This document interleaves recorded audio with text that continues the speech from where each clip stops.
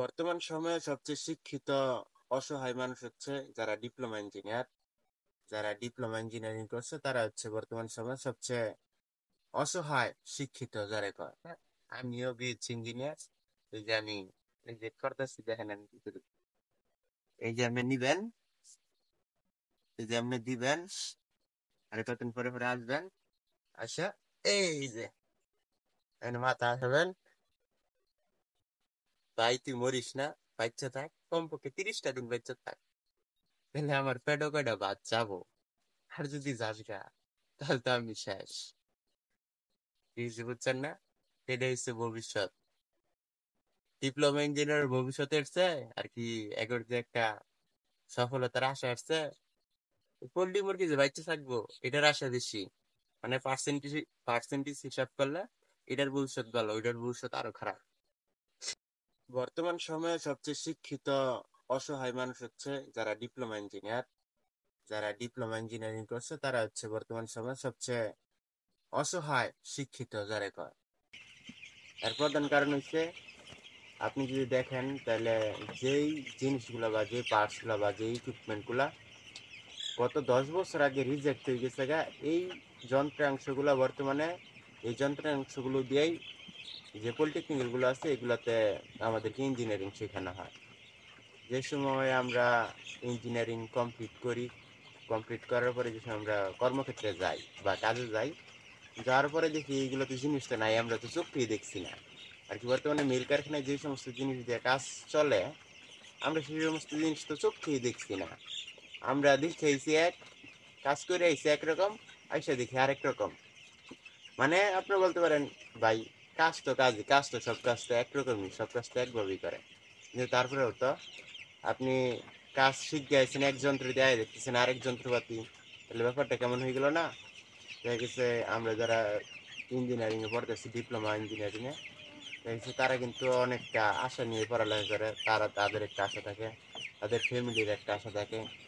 যে ছাত্রটা diploma engineering করতেছে, তার তার ফ্যামিলির একটা আশা থাকে, যেমন তার বাবা চিন্তা করে না আমার ছেলেটা ইঞ্জিনিয়ার হয়ে গেছে গা, ভবিষ্যতে আমার সুখের দিন আসতেছে। তার মাও চিন্তা করে না আমার ছেলেটা এবার ইঞ্জিনিয়ার হয়ে গেছে, সেও একটু ভালো কিছু চিন্তা করে।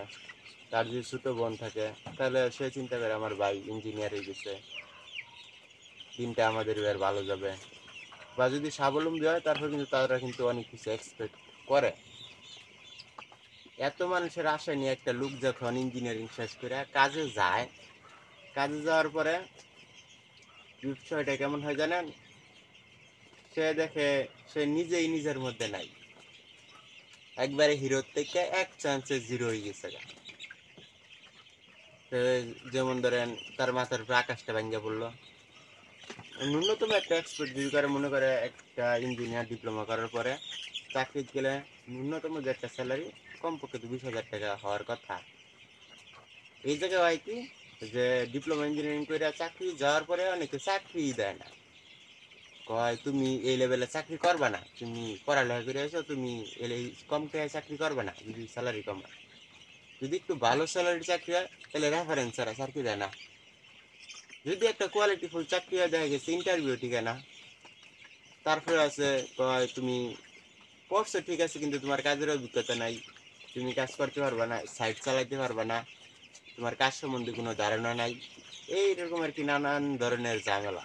তারপরে এরা কি করে, বেশিরভাগ যাদের আর কি মামা খালু চাচা নাই, তারা কি করে, তারা ইঞ্জিনিয়ারিং কইরা ডিপ্লোমা কইরা, ডিপ্লোমা করে কার বিএসসি করুক, বন্ধু বান্ধব নাই, তারা কি করে ডিপ্লোমা কইরা এই হেল্পারিতে ঢুকে। হয় বর্তমান বাংলাদেশে হেল্পারির বেতন কত জানেন?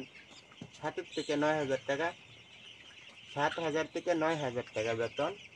এই 7 হাজার টাকা, 7 হাজার থেকে 9 হাজার টাকা বেতনে একটা ছেলে ইঞ্জিনিয়ারিং কইরা বুক ভরা আশা নিয়ে যখন তার বেতনটা 7 থেকে 9 হাজার টাকা ধরা হয়, তখন কে, তখন তার এই দেশে যে শিক্ষা ব্যবস্থাটা আছে এটার প্রতি সম্পূর্ণ আশা, ভালোবাসা, যত কি কমো যা কিছু আছে সব শেষ। তখন সে চিন্তা করে না, ইঞ্জিনিয়ারিং না করে যদি আমি রিক্সাও চালাইতাম তাহলে দৈনিক 500 টাকা কামাই করতাম, মাসে 15,000 টাকা। তারপরে কি হয়, ওই ছেলেটা যে যখন 7 থেকে 9 হাজার টাকা দেয়, 9 হাজার টাকায় বেতনে চাকরিতে ঢুকে, যে ছেলেটা ইঞ্জিনিয়ারিং করে সে কিন্তু একটা না হলেও একটা মিড রেঞ্জের কোনো পোশাক পরে, সে কিন্তু একবার নিম্ন লেভেলের যে পোশাকটা সেটা কিন্তু পরে না। ধরেন একটা মাঝামাঝি লেভেলের পোশাক পরে, মোটামুটি খাওয়া দাওয়া করে ভালো, মোটামুটি পুষ্পাশে থাকে, পরিষ্কার পরিচ্ছন্ন থাকে, তার আবার পকেট খরচা আছে। বর্তমানে যে আপনি যদি যান একটা রুম ভাড়া 4,000 টাকা, ধরেন এক রুমের মধ্যে 2 জন থাকলো তারপর 2,000 টাকা, খাওয়াই ধরেন 4,000 টাকা, 6,000 টাকা গেল। তারপর ধরেন পকেট খরচা 1,000 টাকা, 7,000 টাকা, মোবাইলে যদি 500 টাকা পড়ে ধরেন 7,500 টাকা। ধরেন এই 7,500 টাকা খরচ সব কিছু আবি যাবি বাদ দিলাম, একটা ডিপ্লোমা ইঞ্জিনিয়ারের গার্লফ্রেন্ড থাকতে পারে, অনেক বন্ধু বান্ধব থাকতে পারে, বা আরও নিষেধ থাকতে পারে, যেমন বিড়ি সিগারেটের নিষেধ থাকতেই পারে। এমন ধরেন আরও অনেক কিছু খরচ আছে, যেমন ধরেন তার মোবাইলে ওয়াইফাই লাগতে পারে, ইন্টারনেট লাগতে পারে, এমন ধরনের অনেক খরচ আছে। দেখা গেছে সে বেতন পাই কত 9,000 টাকা, ধরেন ওভার টাইম কইরে 11,000 টাকা পাইলো, 11,000 টাকা পাওয়ার পরে ধরেন 9,000 টাকা খরচ, ধরেন 8,000 টাকাই খরচ, তার পাই কত 3,000 টাকা। ওই 3,000 টাকা যে যখন সে সারা মাস পরিশ্রম করার পরেও পরে এই 3,000 টাকা সে বাসাইয়া বাড়িতে দেয়, তখন বাসার লোকজন কি চিন্তা করে, না তোর দেখি ছিল না, এত কষ্ট করে তোর পড়ালেখা করাইলাম, তুই ঢাকা শহর যায় চাকরি বাকরি করে টাকা পয়সা নষ্ট করতেছস, কামাই করতেছস, বাড়ির টাকা দেস না। কিছু বুঝছেন? এই জায়গায় চিত্র এক, ওই জায়গায় চিত্র আরেক। সে যেরকম এরকম কথাবার্তা শুনে ফ্যামিলি থেকে, সে সময় তার মন মানসিকতাটা কিরকম হয়, সে নিশ্চিত বাবা করে জায়গা, মানে বাবা না খেয়ে যে বাবার নিশাটা আছে তার ওই নিশায় দেরালা, মানে আমি ওখানে কি করি, কথায় আছে না, গাঞ্জা খাইছিস তুই, নিশা হয়েছে আমার, সেম টু সেম বিষয়টা। মানে এই নিশা না করে এই নিশার মতন কি মাতলাম করা শুরু করে। এই হচ্ছে বর্তমানে বাংলাদেশের এই ডিপ্লোমা ইঞ্জিনিয়ার। তারপরে তার অনেক কিছু বাকি রয়েছে।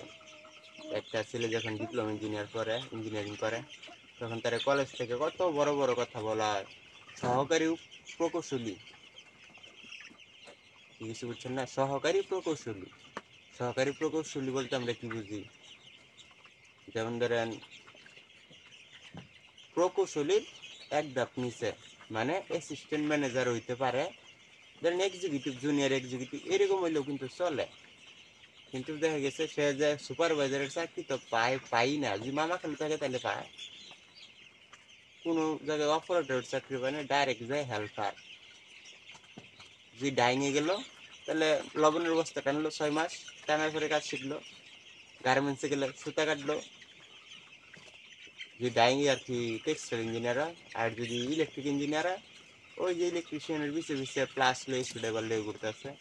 যদি সিভিল ইঞ্জিনিয়ার হয়, ওই যে রোদ্রের মধ্যে ছাতা একটা লেগে খাড়ি হয়ে যায়, সারাদিন পেছাল পারতি আছে, গান যে একটা হয়েছে, গান আর শেষ হয় না। বর্তমানে যে এরকম, আর বিএসসি করলে তো ওরে বাপ রে বাপ, দেখা গেছে আপনি যদি একটা বিএসসি করতে যান, একটা নিম্নমানের কলেজ থেকে যদি বিএসসি করেন, আপনার 5 লক্ষ টাকা খরচ হবে।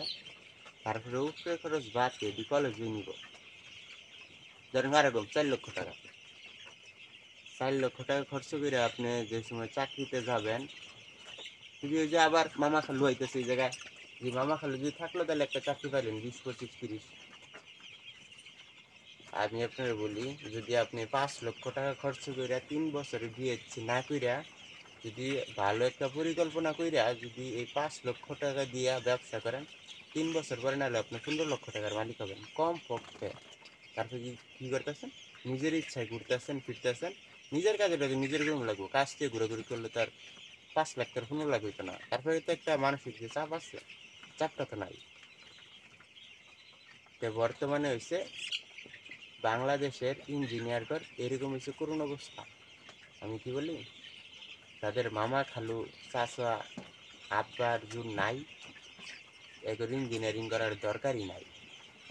তারা কি করো, এসএসসি পাস করো কইরা নিজে পাইলে কিছু করো, নাহলে একটা অটো কিনো, নাহলে মিশুক কিনো, কিনে 1 বছর চালায় একটা বিয়া করো, কইরা সুখে সংসার করো, এগোর আর পড়ালেখার কোনো দরকার নাই।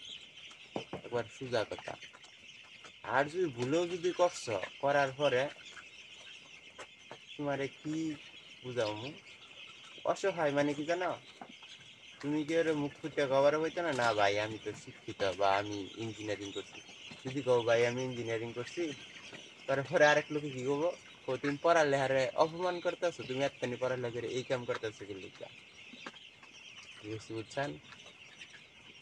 যদি দেখেন সাপোর্ট নাই, তাহলে পড়ালেখার দরকার নেই। এসেছি পরে এসেছি, পরে কোনো রকম যদি ডিগ্রিতে ভর্তি যদি করতে পারেন, মানে উন্মুক্ত বিশ্ববিদ্যালয়ে রিল্যাক্সে পাস করে যাবেন, কোনো সমস্যা নেই। কিছু বুঝছেন না? আমিও বিএসসি ইঞ্জিনিয়ার। এই যে আমি এই যে করতেছি, দেখেন আমি কি করি।